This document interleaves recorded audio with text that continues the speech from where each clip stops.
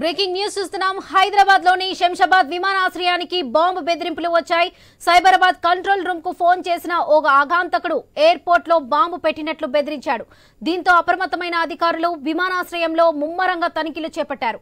Bomb squad, dog squad సాయంతో క్షుణ్ణంగా తనిఖీలు నిర్వహించారు. అయితే ఈ తనిఖీలో ఎలాంటి పేలుడు పదార్థాలు, అనుమానాస్పద వస్తువులు కనిపించలేదు. ఘటనపై విచారణ చేపట్టిన అధికారులు బాంబు బెదిరింపు కాల్ ఓ బూటకమని తేల్చారు. బెదిరింపులకు పాల్పడింది కామారెడ్డికి చెందిన వ్యక్తిగా గుర్తించారు. అతడికి మతిస్థిమితం లేదని అధికారులు తేల్చారు.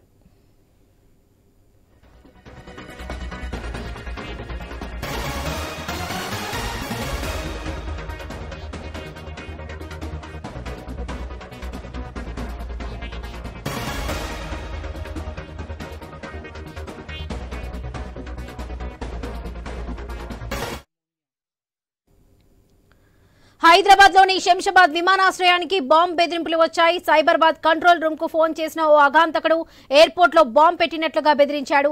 దీంతో అప్రమత్తమైన అధికారులు విమానాశ్రయంలో ముమ్మరంగా తనిఖీలు చేపట్టారు. ఇదే విషయానికి సంబంధించి మరిన్ని అప్డేట్స్ మా ప్రతినిధి రవిచంద్ర అందిస్తారు. రవిచంద్ర, చెప్పండి.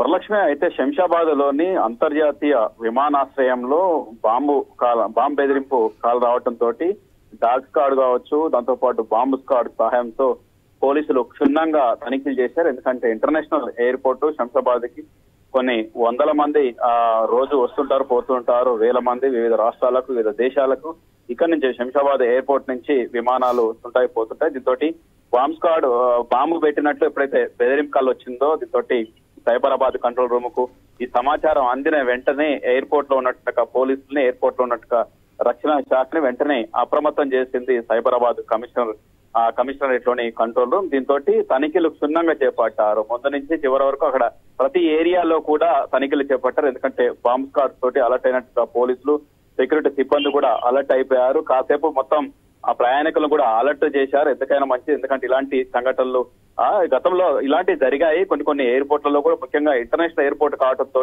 ఇలాంటి సంఘటనలు, ముఖ్యంగా కొన్ని సంఘటనలు కూడా చోటు చేసుకుంటున్నాయి ఈ మధ్య. అలాంటి జరగకుండా ఉండేందుకు జాగ్రత్త తీసుకుంటారా అని చెప్పుకోవచ్చు. దీంతో వెంటనే అలర్ట్ అయినట్టుగా పోలీసులు, రక్షణ సిబ్బంది, దాంతో పాటు ఎయిర్పోర్ట్ కి సంబంధించిన సిబ్బంది, అటు బాంబ్ స్క్వాడ్, డాగ్ స్క్వాడ్ తో సహాయంతో క్షుణ్ణంగా తనిఖీలు నిర్వహించారు. అయితే ఎలాంటి పేలుడు పదార్థాలు కావచ్చు, అనుమానాస్పద వస్తువులు కూడా బయటపడలేదు. దీంతో ఊపిరి పీల్చుకున్నారని చెప్పుకోవచ్చు పోలీసులు. అయితే దీన్ని అసలు ఎవరు ఈ సమాచారం ఇచ్చారు, ఎవరు ఇలాంటి సమాచారం ఇచ్చారని పోలీసులు ఆరా తీయగా కామారెడ్డి జిల్లాకు సంబంధించిన ఓ వ్యక్తిగా గుర్తించారు. ఆ వ్యక్తిని పరిశీలన చేస్తే అక్కడ ఉన్నట్టుగా పోలీసులు కూడా సమాచారం ఇవ్వడంతో అక్కడ పోలీసులు కూడా అతన్ని అదుపులోకి తీసుకుంటే, విషయం ఏంటంటే అతనికి మతిస్థిమితం సరిగా లేనటువంటి వ్యక్తే ఈ విధంగా చేపట్టారని చెప్పారు. దీంతో అతనికి సైకాట్రిక్ పేషెంట్ అతను. దాంతో ఆయన ఇచ్చినట్టుగా సమాచారంతో వెంటనే సైబరాబాద్ కమిషనరేట్ లోని కంట్రోల్ రూమ్ ఎయిర్పోర్ట్ అధికారులను అలర్ట్ చేసి దీంతో మొత్తానికి తనిఖీలు చేపట్టే చివరికి ఏమి అలాంటి అనుమానాస్పద వస్తువులు కావచ్చు, ఎలాంటి